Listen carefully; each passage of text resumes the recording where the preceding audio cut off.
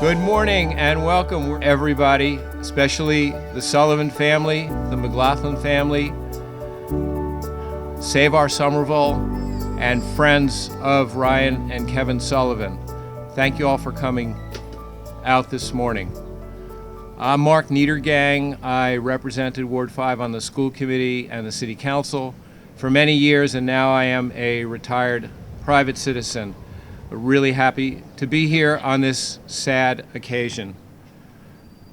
A memorial is a sad occasion, but this one is a powerful and important one.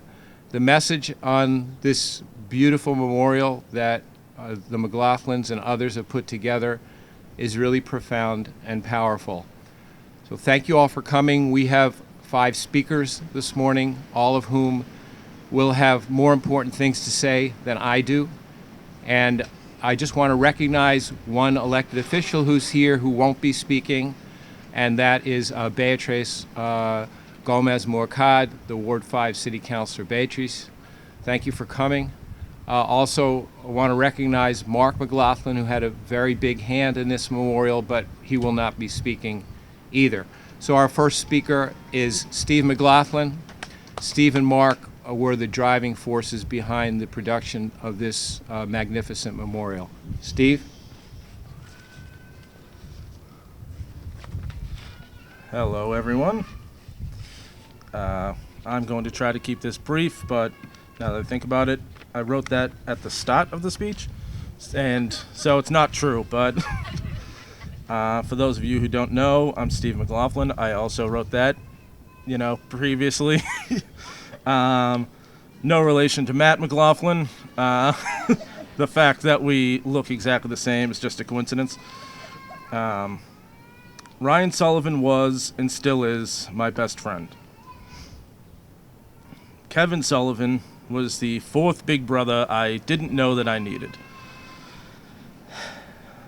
Kevin was the smartest person I ever knew, and Ryan was the bravest. This is going to be rough. Even when we were kids playing games here at LP or on Spencer Ave, Ryan was always the leader, even though he was the youngest. Kevin and I had a special relationship because I was usually the only one who would get his obscure historical or movie references and his Simpsons quotes. In fact, when I got one of his obscure references, he would respond with a Simpsons quote, which I won't even repeat here because none of you would get it. It was just between me and him. My brother Mark and I started this memorial project in October of 2019, which, if you weren't keeping track, was about 500 years ago. We started the fundraiser, and I was honestly a little worried. It started off slow with generous donations from Jessica Almeida and Janine Hickey. Hi, I knew you would be here. Which was to be expected. I always knew we could count on them. But even with that generosity, we still had somewhere around $15,800 to go. Something of an uphill battle. Donations continued to trickle in, but I started to wonder if we were ever going to get there. Despite coming from a long line of relentless optimists, I couldn't help but worry that our efforts were doomed to fail. But the donations continued and continued. I was seeing names popping up that I hadn't seen in years. Kids we knew in grade school, old neighbors, people who moved out of Somerville a long time ago. And when I saw this, it confirmed to me something that I already knew deep down. Ryan and Kevin Sullivan had a lot of friends. Ryan and Kevin meant a lot to a lot of people. Ryan and Kevin touched a lot of lives, and their memory is still strong. This memorial itself is great. I love it. I'm happy it's finally installed after 500 years. But honestly, for me, seeing the Somerville community and the friends of Ryan and Kevin Sullivan come together like this was what really warmed the icy cold heart of this relentless optimist. One more. That alone was worth it all. I'm glad we have this memorial to come to so we can share with future generations just how special these two were. But what matters to me is that we know that Ryan and Kevin live on through our memories of them and our love for them, and that this community will never forget them. The list of people to thank is extremely long. The list of donors alone is 182 people, all of whom I will list right now. I seem to have lost that page, so I'll skip it. Really, I thank each and every one of the donors from the bottom of my heart. This would absolutely not have been possible without your support, and it meant everything to me. My brother Mark, is he still there? There he is. Who was with me all the way to help make this happen. Mark Niedergang, who helped us push this boulder uphill. Skylight Studios for making this beautiful memorial and for being ridiculously patient over the last 500 years. And most of all, the Sullivan family, Diane and Mike and Brianne, for always being there for all of us and for being the best people I know. We love you. That is all.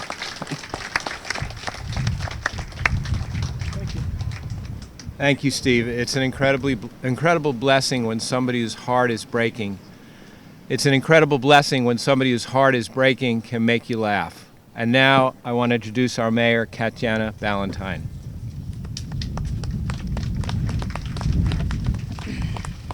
Good morning. Thank you to everyone for coming here today and taking part in this really important dedication. I'm honored to be among you, and I'm moved by the kindness, the determination of friends and family, neighbors, and others who organized this memorial and supported its creation. It is both a meaningful tribute to the Sullivan brothers and a needed message to our community. I did not personally know Kevin and Ryan, but what I do know is that these two sons of Somerville were taken from their families and this world far too early. Those who loved and knew Kevin and Ryan know best what we all lost when the lives of these two unique souls were cut short. The dreams, the quirks, the laughs, and the big and small moments. Those are the precious memories that belong only to you. But this memorial speaks to what we all need to know and understand. It will stand as a reminder that it's up to all of us as a community to know that we must come together to safeguard life and hope. We must not only commit to take out the cycle of violence, substance abuse, suicide, and loss, we must shape a community that opens doors and provides opportunities, that sees and supports those who are struggling, and that pulls back in those who may otherwise drop out, that inspires our young to reach for new possibilities and gives us the tools to get there, that puts words like these not just into promises, but into actions. This memorial may be made of stone and bronze, but in some ways, it also feels like a hearth holding a steady flame. That flame has the warmth of community that rallied to be sure we always remembered these two brothers. And that flame gives off the light of constant message, not to give in to despair, but to preserve and to hope. Thank you again To those of you who have held fast and strong and created this powerful memorial, and for the Sullivan brothers and our community.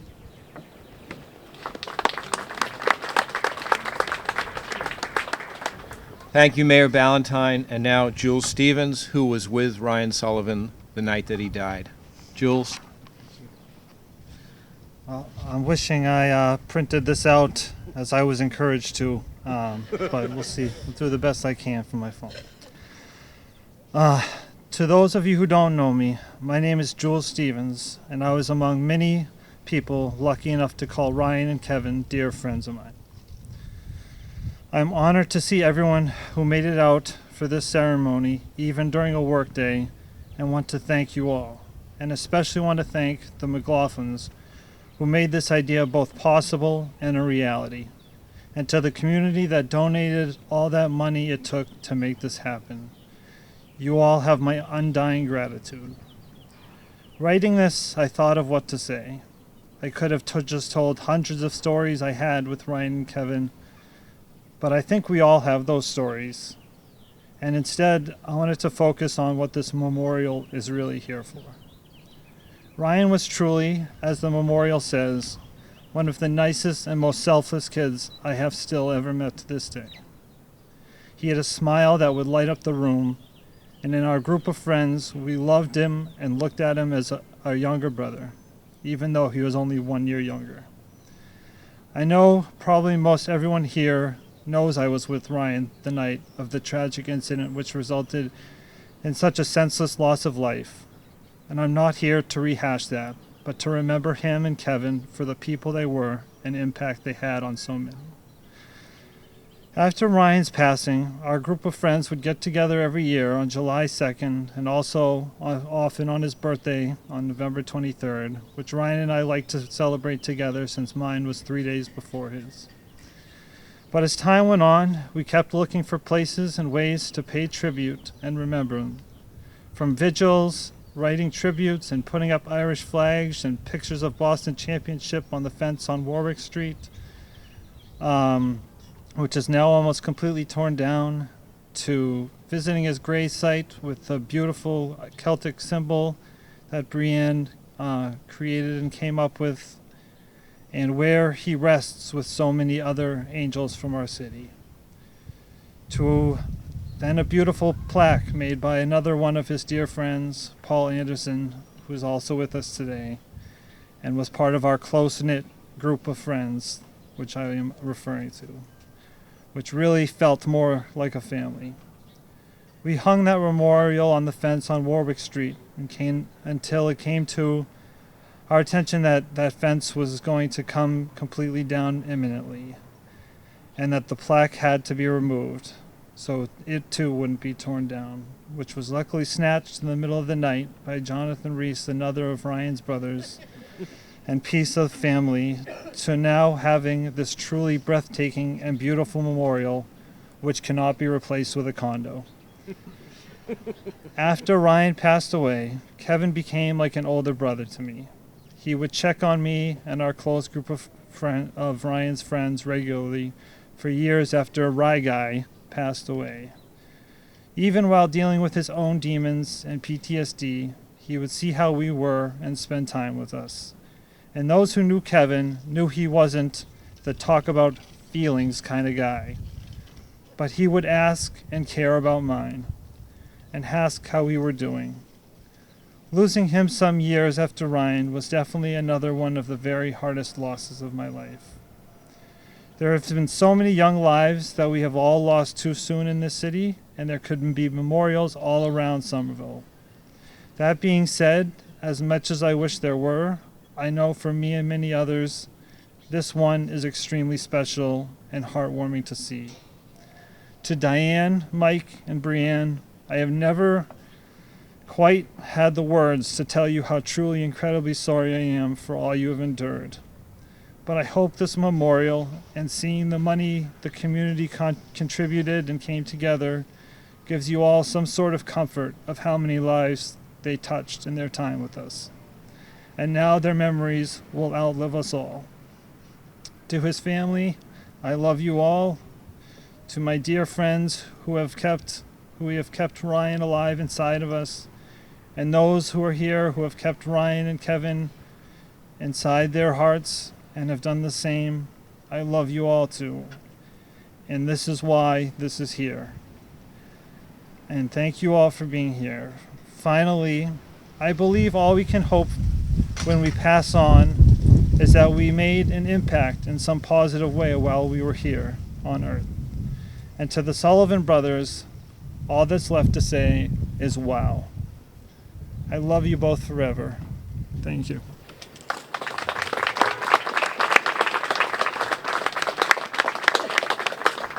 Thank you, Jules, for those beautiful words. And now it's time for Matt McLaughlin. Matt, want to come up here? As you know, he's the president of the Somerville City Council, but I think more important, he grew up in this neighborhood, hanging out in Lexington Park, and knew the Sullivans very well. Matt? Thank you. I know you've all already heard from me, but McLaughlin's always have something more to say, so I figure I'll just add on to what my 7-year younger twin had to say about this item. Just a few quick thanks. Thank you, Mayor Valentine, for making this happen. Thank you, Arn Franzen and the Parks Department for also making this happen. Thank you to Councilor Niedergang, my former colleague who started this process, and Jake Wilson, who finished the process. I see him in the back as well. And I see Councilor Strezzo has arrived as well. So thank you, everyone, for making this happen. Thanks most of all to my brothers Mark and Steven, who were really the driving force behind this. And Steve jokes about 500 years, but it felt like a very long process, and felt like at times that it just wasn't going to happen. And it really was their perseverance and overcoming these obstacles that made this happen.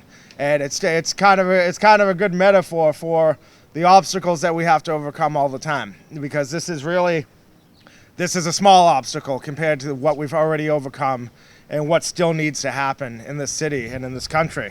I was just yesterday speaking in Cambridge at a city council meeting discussing gun violence between Cambridge and Somerville residents, and how unnecessary that violence is, and how that's a multi-generational issue that happened when I was growing up, and the generation before me, how it impacted them.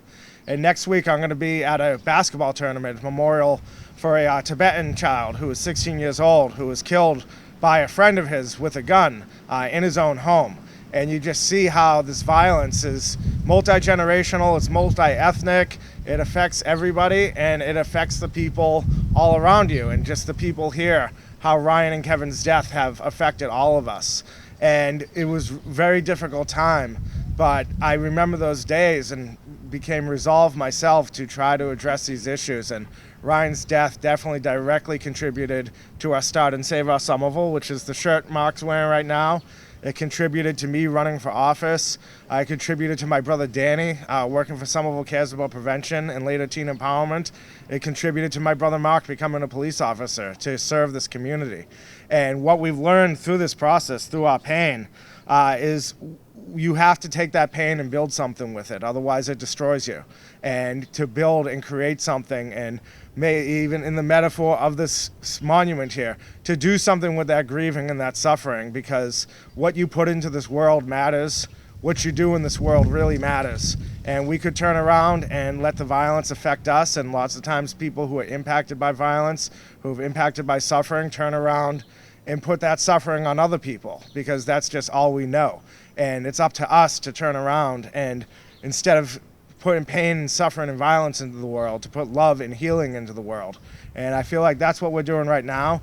This is just a small example of the work that needs to be done.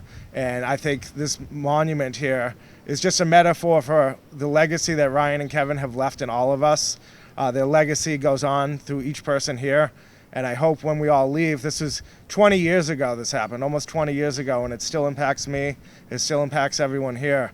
And I hope when we leave, we just all think about, what work we still have to do, what we have to do to improve this community, to improve the lives of people around us. And if we keep that in our minds and fight forward and charge forward, Ryan and Kevin, they're going to live forever in our hearts, and people will be better served in this community because of our loss through them. Thank you.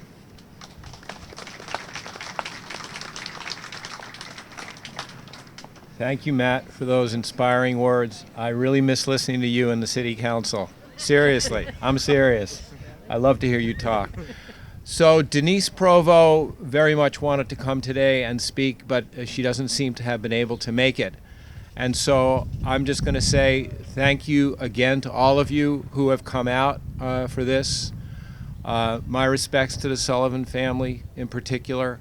Thank you to Arne Franson, Louisa Oliveira, DPW employees, and others, Jesse Moose, others in City Hall who made this possible through their efforts. And I encourage you to hang out for a while, stand in the sun where it's warm. Think about these wonderful young men whose tragedy, the loss of their life was too soon, and God bless. Thank you.